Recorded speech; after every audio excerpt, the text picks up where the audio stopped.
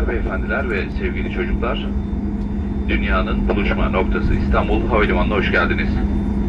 Yolculuğunuzun rahat ve keyifli geçmiş olduğunu umuyoruz. Emniyetiniz için kemer ikaz ışıkları sönünceye kadar lütfen yerinizde kalınız. Kemerinizi bağlı tutunuz ve başüstü dolaplarını açmayınız. Uçak park pozisyonuna ulaştığında başüstü dolaplarını açarken dikkatli olunuz. Elektronik cihazlarınızı kullanabilirsiniz.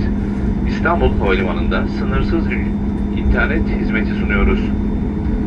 Miles & Smiles üyelik ve uçuş bilgilerinizle TK Wi-Fi ağına bağlanabilirsiniz. Airline üyesi Türk Hava Yolları ile uçtuğunuz için teşekkür eder. Sizlerle yeniden karşılaşmayı dileriz. Ladies and gentlemen and dear children, welcome to Istanbul Airport, meeting point of the world. We hope that you had a pleasant flight. For your safety, please remain seated with your seatbelt fastened until the seatbelt sign has been turned off and do not open the overhead bins.